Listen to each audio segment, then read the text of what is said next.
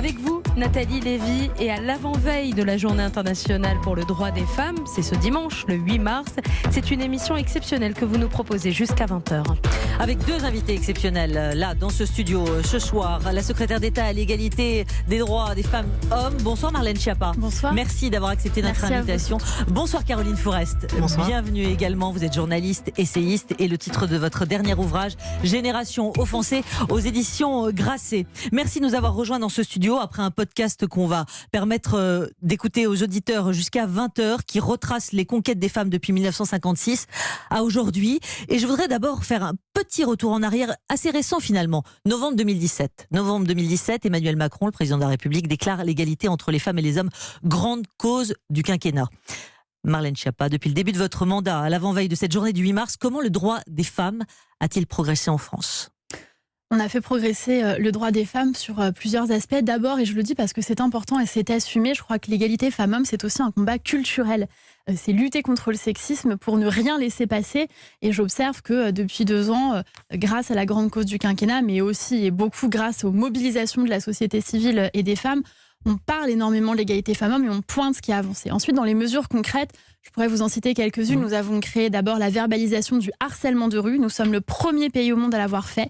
Il y a plus de 1500 verbalisations pour harcèlement de rue. C'est désormais interdit de suivre, d'importuner, comme on dit, les femmes dans l'espace public. Nous avons allongé les délais de prescription pour les viols, et notamment les viols sur mineurs. Nous avons créé un congé maternité pour toutes les femmes. Nous avons créé un index d'égalité salariale en passant d'une obligation de moyens à une obligation de résultats. Nous avons créé un Grenelle des violences conjugales avec 100 mesures, je vous épargne la liste, qui sont vraiment des mesures de nature à changer la donne pour les femmes victimes de violences conjugales. Et c'est là où je me tourne vers vous, Caroline Fourest. Est-ce qu'aujourd'hui, on est dans les mesurettes, où on est véritablement dans des avancées depuis donc 2017, et est-ce que Marlène Schiappa a une grande marge de manœuvre dans son ministère ?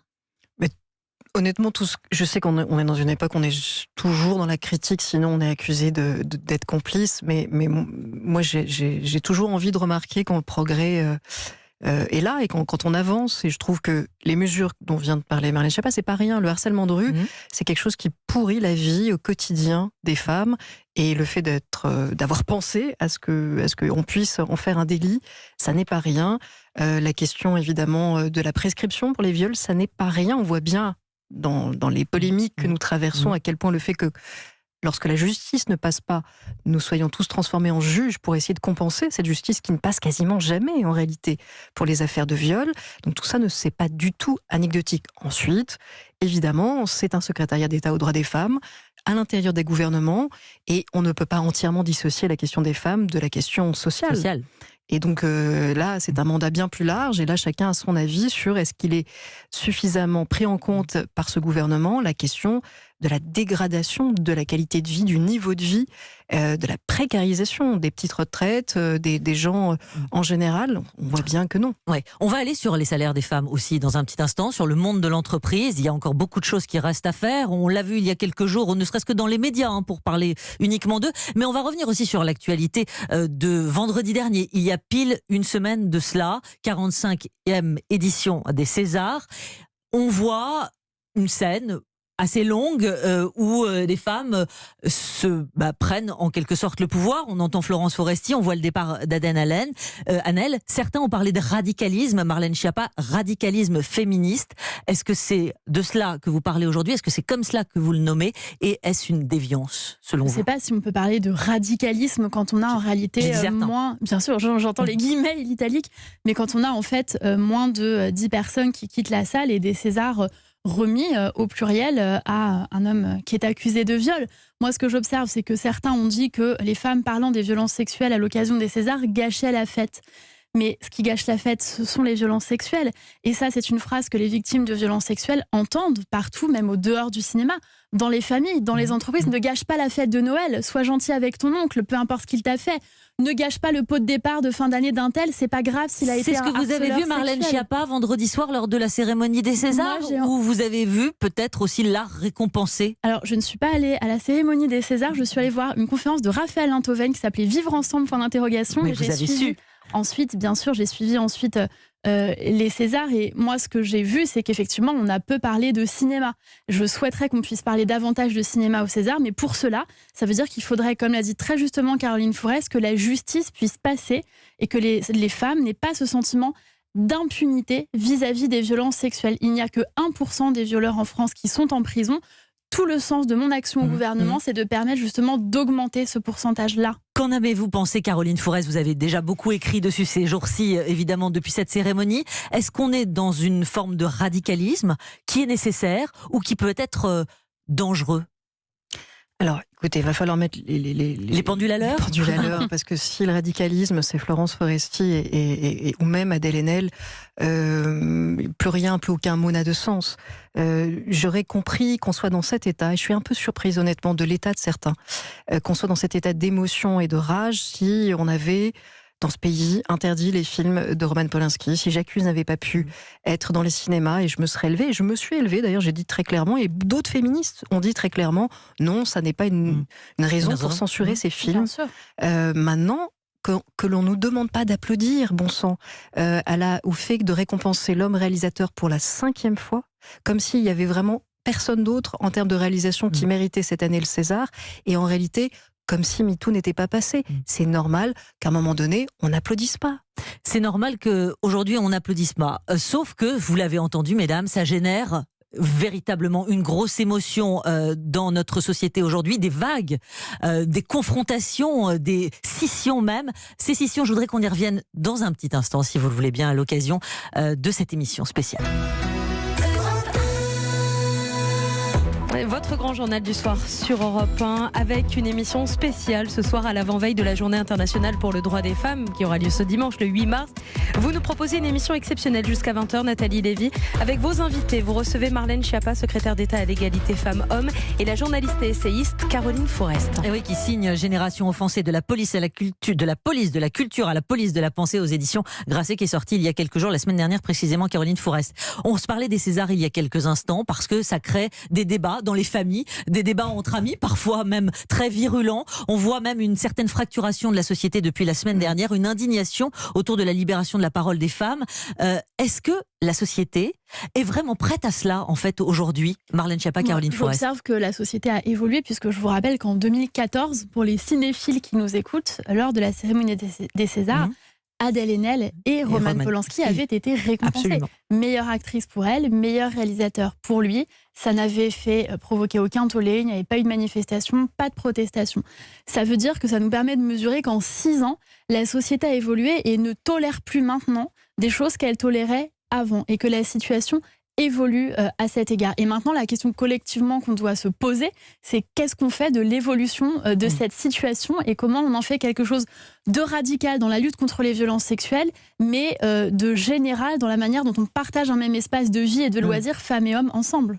Caroline Fourest. On sent que cette société a libéré, cette soirée a libéré un peu tous les démons qu'on redoutait. C'est-à-dire que d'un côté, vous avez effectivement ceux qui ne veulent plus entendre parler de la moindre nuance, par exemple entre un créateur et son œuvre. Je pense que c'est important de garder cette nuance, de pouvoir continuer à penser qu'une œuvre est plus grande que son créateur, sinon effectivement on va retirer tous les livres et on va peut-être ne plus regarder beaucoup de films. Et en même temps, il y a ceux qui nous expliquent que ne plus considérer comme anodin le fait d'être accusé, multi-accusé, ou d'avoir même reconnu des relations avec des jeunes filles mineures après MeToo, nous explique que ça, c'est un totalitarisme, c'est un autre excès. Oui, mais Caroline Fourest, n'est-ce pas, y a-t-il pas derrière quand même le risque d'une cristallisation telle que on oppose aujourd'hui, demain, les hommes aux femmes, véritablement deux sexes, et que pour nos enfants, pour nos filles, on laisse finalement cet héritage. C'est pas les hommes aux femmes. Oui. Là, on est juste en train de parler de cas d'agression ou de pédocriminalité. On n'est même pas en train de parler de la séduction. Et en réalité, ce qui est très triste dans cette soirée, c'est qu'effectivement, les hommes et les femmes n'ont pas vu la même soirée. C'est ça. Les juifs et les noirs n'ont pas vu la même soirée. Et moi, j'y vois vraiment le poison victimaire était à l'œuvre partout. Je l'ai vu, encore une fois, quand une comédienne vient compter les Noirs dans la salle, mais ne les voit pas sur scène en train de triompher, ne voit pas que les Misérables triomphent de Ladji depuis un an et dominent le cinéma français, ne voit pas qu'aussi certaines féministes sont capables de focaliser sur Polanski, mais n'ont jamais voulu aborder justement les casseroles masculinistes de ce réalisateur par peur de flatter le racisme. Et ce que je constate, parce que ça c'est plus nouveau et ça m'inquiète grandement, c'est que je vois la même chose chez des gens qui, parce qu'ils sont inquiets de l'antisémitisme, et bon sens qu'on les comprend, et parce qu'ils aiment J'accuse, et parce qu'ils pensent que J'accuse est nécessaire, et c'est vrai, mais on sont aujourd'hui à nous demander de choisir entre la lutte contre l'antisémitisme et le féminisme, et la lutte contre le sexisme. Ça n'est pas possible non plus, parce que c'est le même raisonnement identitaire et victimaire qui fait, encore une fois, qu'on ne juge plus ces affaires-là en fonction de la gravité des faits reprochés, mais de l'identité de ceux qui les a commis. C'est l'âge identitaire dans toute sa splendeur et on n'en reviendra pas. Bon, alors je voudrais un petit peu, si vous le voulez bien, aller sur peut-être des choses plus pratiques, plus concrètes dans la vie des femmes aujourd'hui au travail. Parce que vous avez, Marlène Schiappa, évidemment travaillé beaucoup sur le sujet et vous avez été reçue en début de semaine, le rapport du Haut Conseil à l'égalité femmes-hommes sur le sexisme à la télévision et puis reçu par le MEDEF pour parler des quotas dans les comités exécutifs des entreprises. On est bien d'accord ? Tout à fait. Où en est-on aujourd'hui ? Temps de parole des femmes dans les médias, 36%. Qu'est-ce qu'on se dit ? Qui sont les bons ? Qui sont les mauvais élèves ? Qu'est-ce qu'on peut faire concrètement ? Oui, ce qu'on observe, c'est que tous ces sujets-là sont liés. Et je crois que la lutte contre les violences sexuelles, elle est liée à la lutte pour l'émancipation économique des femmes et pour l'égalité femmes-hommes. Les femmes dans l'espace public, elles sont jugées avant tout pour leur apparence, leur physique, à quoi elles ressemblent, avant d'être jugées sur ce qu'elles disent. Il suffit de regarder les réseaux sociaux et de voir un expert invité dans une émission de télévision et une experte invitée dans une émission de télévision. Les commentaires ne porteront pas sur le fond. Si c'est une femme, majoritairement, ils porteront sur la forme. Donc nous voulons lutter contre cela et lutter contre ce sexisme qui empêche les femmes de créer des entreprises. Il y a en France moins de création d'entreprises portées par les femmes que par les hommes. Est-ce qu'elles ont moins d'idées ? Non, je ne le crois pas, mais j'observe qu'elles sont moins soutenues. Donc avec Bruno Le Maire, nous travaillons à un projet pour l'égalité femmes-hommes dans l'économie, pour lever toutes ces barrières et très concrètement, financièrement, soutenir les projets de création d'entreprises portées par les femmes. Alors, Caroline Fourest, il y a des sanctions, typiquement, déjà, en les exposant dans la presse, la campagne de Name and Shame pour les entreprises qui n'ont pas atteint la bonne égalité, l'égalité homme-femme. Est-ce que c'est suffisant, ça ? Mais justement, si on pense que le fait de beaucoup débattre de ces questions, de nommer et de faire honte est en soi un radicalisme, je pense qu'on ne mesure pas que l'étape d'après, ce sont des mesures coercitives qui, à mon avis, peuvent générer aussi des retours de bâton et peuvent être contre-performantes. Je préfère qu'on s'éveille ensemble à avoir ce regard féministe surtout qui nous permet de regarder et de voir des choses qu'on ne voyait pas avant. Parce qu'avant, on ne s'apercevait pas que les hommes parlaient énormément et que quand les femmes prenaient le micro, on trouvait déjà que c'était trop long. On ne s'apercevait pas qu'effectivement, dans les émissions d'expertise, il n'y avait que des hommes et là, c'est une co-responsabilité. Parce qu'il y a le fait de considérer que la figure de l'expert est plutôt masculine, mais il y a aussi le fait que les femmes n'ont pas assez confiance en elles pour s'autoriser à venir répondre à des invitations de médias pour parler de sujets qu'elles ne maîtrisent pas entièrement. Alors, quelque part, c'est séduisant qu'elles se disent « je ne suis pas assez légitime », mais malheureusement, c'est souvent le symptôme d'un manque de confiance en soi. Et moi, vraiment, si c'est un message que j'essaie de faire passer partout, chaque fois qu'on me dit « c'est quoi la différence entre les hommes et les femmes ?», la confiance en soi.